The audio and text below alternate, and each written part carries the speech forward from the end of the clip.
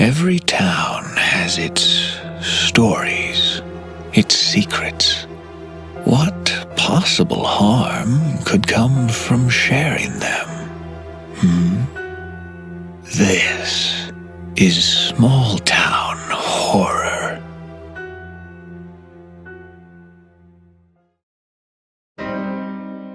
Small Town Horror is a weekly podcast presented without commercials, which means it's up to you to keep the search going with your donations. I've only been able to keep doing this as long as I have thanks to the support of the listeners as I search for answers. Please visit patreon.com/smalltownhorror to ensure those answers are found. Let's play a game, St. Clair. For the purpose of all this, we'll call it the Paranoia Game. The goal of the Paranoia Game is to get from point A to B to C while someone else thinks you're at point S, then at point M, then at point B. Not only are they a step behind you, but they're several steps ahead of you without even realizing it. See, for this game, you never want the other person to be too far away from you.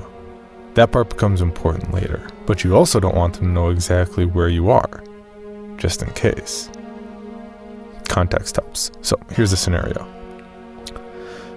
Let's just say, for the sake of argument, that someone's following you. This is a bad person who's done bad things. Everything points to them intending to do more bad things in the future. They followed you across the country for reasons unknown. This is a bad person. This is a person you want to keep tabs on, without them knowing you know. Convoluted? Sure is, because my life sucks. Those Spring Man followed me, St. Clair. I was out. I was way out, and he followed me. He watched me. So I needed to end this. But to end this, I needed answers.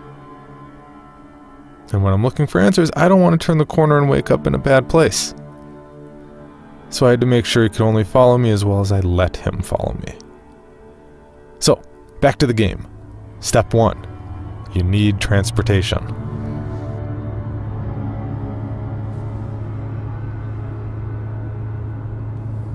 We need to switch cars. Why? Lots of reasons. We need to find a library too. I'm sorry, are you enjoying this? It's kind of exciting. No, it isn't.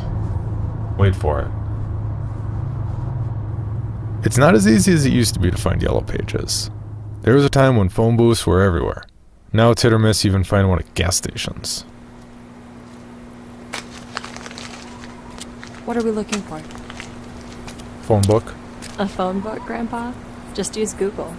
I got rid of my phone. What? Where? Back before we left. It's too easy to track. I threw it in the luggage bin of a bus on its way to Charleston. What's wrong? I think I've been pretty patient with all this so far. But how long do you think I'm just gonna ride this out? You're being paranoid and it's scary. It's not paranoia if you're right. I'm trying to keep us safe. I don't know how he found us so fast, but we need to take away any advantage he might have. If somehow he got to our phones, we need to ditch him. Then what do you need the phone book for? I need to find an impound lot. So ask someone at a gas station. The fewer people we talk to, the better. So you know, this still isn't fun for me. Just try to treat it like a game. Maybe I could if you'd start telling me what we need to do instead of just telling me what to do when it occurs to you. Fair enough. Here's what we need. The thing about the car is RFID chips. It stands for Radio Frequency Identifier. They put them in new tires these days and they can be used to track locations. I had no idea who was following us and what kind of technology they had at their disposal, so the key was to go low-tech. This meant getting an older car with older tires. That meant an impound lot. You'd be surprised what you can get if you ask in the right place. It took us 2 lots and some cash off the top of trading in my car, but we had a new ride. Well, not new. Pretty old. But the engine was good, and that's all we needed. This leads us to step 2. Keep moving forward. Playing this game alone is one thing. It presents its own unique brand of benefits and hazards, but, and this is coming from someone who's played both versions, playing with a partner can make the bad days easier. However, it also means that you need to keep them motivated and willing to play the game. Once you're in too deep to start playing alone. So, how did you learn all this? Time. Too much time. It sounds pretty... Crazy? I was going to say excessive. It probably is. I hope it is. I hope that everything we do is so utterly ridiculous and of absolutely no benefit. Then why do it? If you spend enough time with bad stuff happening to you, you start to anticipate bad stuff happening. Remember who you're talking to. Okay, so what's next? We just drive. It's going to take almost a full day before we get to the closest hospital. And that's assuming they even let us talk to anyone. You don't think we're going to get to talk to anyone? There's that chance. What do we do if we can't? We still have one option, but I'm going to wait on that. That drives even further. Then tell me a story. What kind of story? I don't know. Tell me some of the spy stuff you learned. What happens if the government is behind all this? Then they probably get us even before we talk to anyone. Oh, come on, we have to have a better chance than that. Look at that asshole from Wisconsin who was on the run for days. He had a head start. If the Whispering Man's a spook, then he's already on us. There's not much more we can do about that. You need to stop spending time on those conspiracy sites. So, what can they do to find us? Remember that scene in the movie Hannibal where Hannibal Lecter wipes down his wine glass after using it? That's how paranoid a person needs to be on the run. Truly on the run. I mean off the grid. Forget posting a podcast. But that doesn't matter much right now anyway. And it isn't even an issue as someone being low-tech and using some tape to get a print off a glass. Biometric Portable Acquisition Computers, BPAC, can identify anything from fingerprints to voice patterns. How scary is that? Even if your car isn't bugged, laser monitoring systems can translate the vibrations in a car window caused by speech. Add to that the security cameras covering a massive percentage of the United States, and your idea of privacy tends to disappear. That's really depressing. Better if you don't think about it. Isn't everything? That night we stopped at a hotel. Which leads us to step 3. Think outside the box. Do something no one with good sense would do. Be unpredictable to the point of, well, park here. We can walk the last block. There might be a camera in the lobby. Then how are we supposed to get a room without being seen by a camera? I want it to see us. I don't want it to see our car. I don't want him to be able to follow it. But you're okay with him knowing we were at this hotel? Yeah, I want him to think we're staying here. We aren't? No. We're paying for a hotel room we aren't going to use. Yes. I hate you right now. Yeah, it's probably because I'm making you ask all these questions. Cute. Are you done yet? Yeah, I'm good. Look, here's the deal. I'm playing this as paranoid as I can. I can't take any chances, especially not with you being in the middle of this. So if I assume that this guy is as dangerous as I think he is, we can't disappear. If we disappear, then so will he.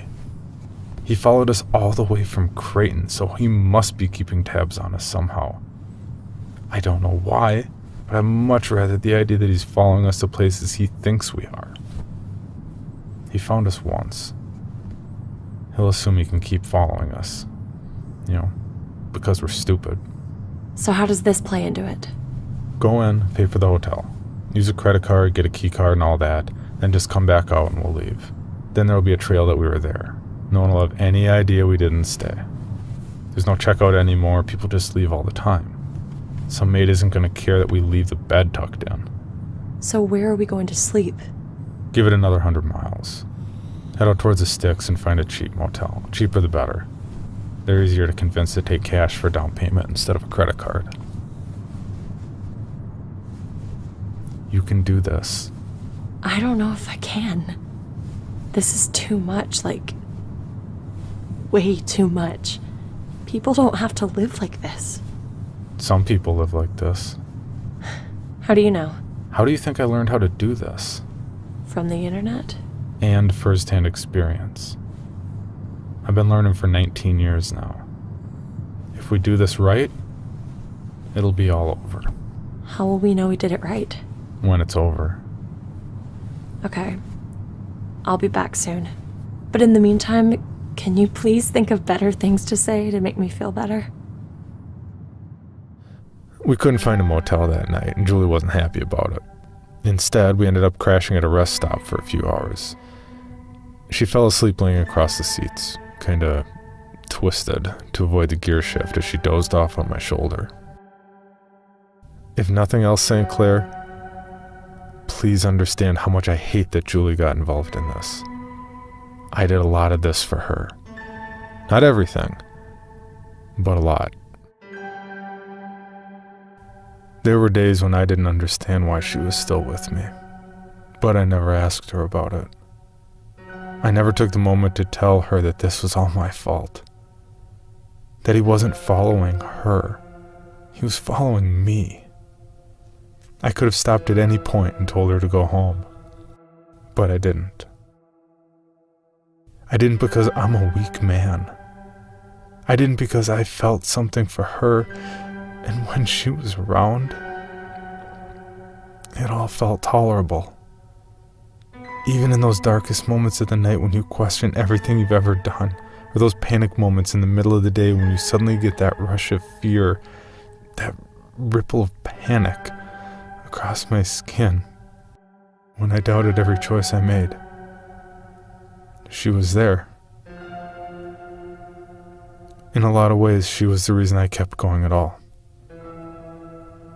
Without her, I didn't know how it would all end for me. The next day we stopped for gas in a tiny town in West Virginia. I was pumping gas and uploading a picture to Twitter, making sure that we were about 500 miles away from where we actually were. It was a cheesy idea, but the point was to leave breadcrumbs scattered. If we knew where he would be, it was less risk of him being where we didn't want him, which was right behind us. So that's step 4. There'll be many times when you feel like you're wrong and you've made a mistake. So, always prepare for the off chance that you're actually right, as much as that sucks. Hey, look. What? He uploaded something. What? I knew he'd gotten into the hosting site again and didn't bother to change the password. I thought if I did, it would make it seem like I had more to do with the site instead of just letting it die. He must have taken that at face value and really believed I was done with it all. Promo code STH. SPH, got it. No, STH. Casper.com/STH and promo code STH. That part's important. And you want to switch to water for a while? I'm wonderful. Julie, where'd you go?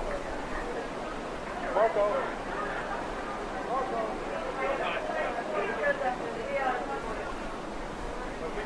I see you. He really was there. He really is following us. Did you try to sell a Casper mattress to the bartender? I was drunk. And that was your go-to? What? Those hotel beds sucked. What's this mean? It means he's never going to leave us alone. So, what are we going to do?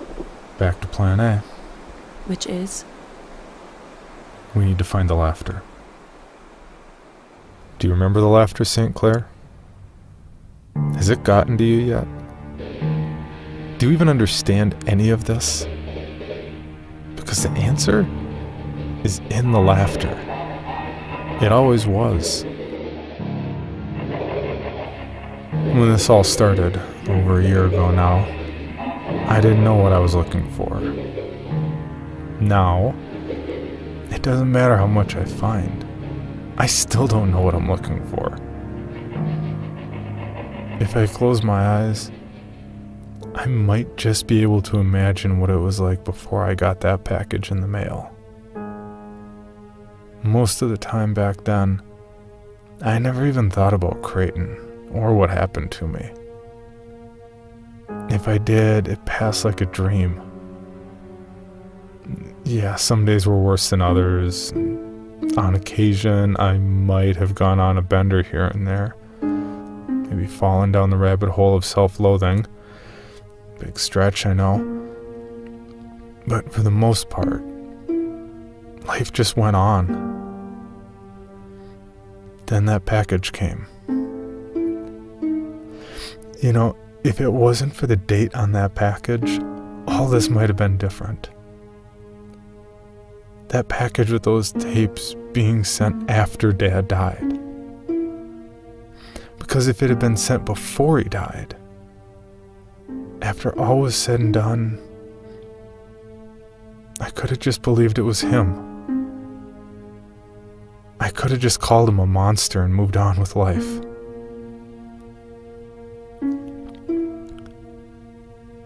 I think when it comes down to it, every kid either looks at their dad as a god or a monster. Are there kids out there that feel impartial? Ones that don't really have feelings one way or the other? I mean, kids do that whole my dad could beat up your dad thing, but how many kids say, yeah, my dad might win. Maybe he'd lose. I don't know. There's that seed inside all of it. The way you look at your dad and the way you model your life after him. My dad, he was a monster.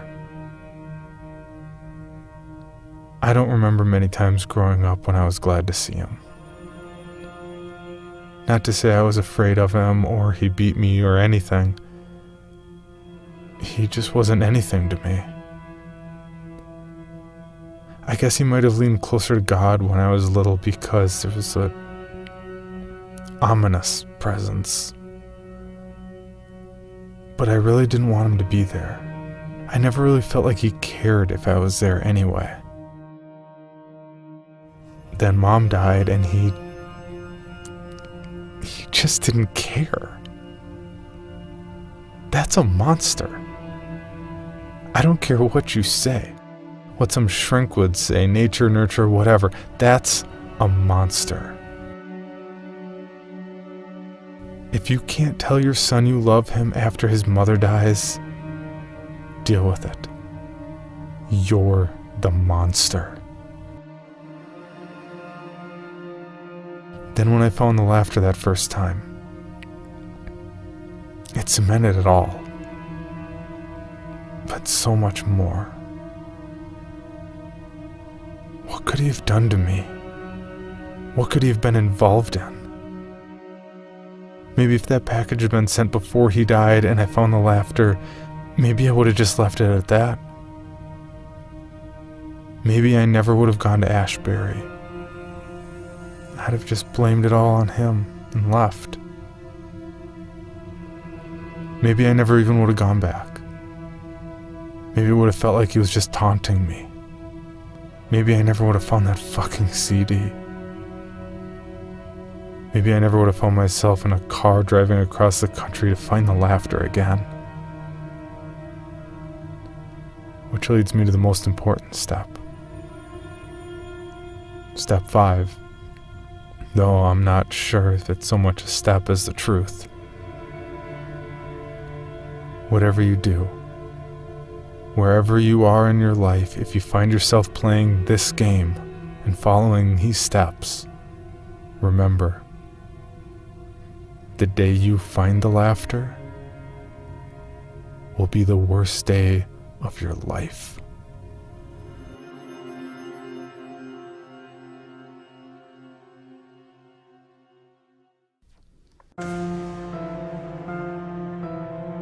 Small Town Horror is a weekly podcast presented without commercials, which means it's up to you to keep the search going with your donations.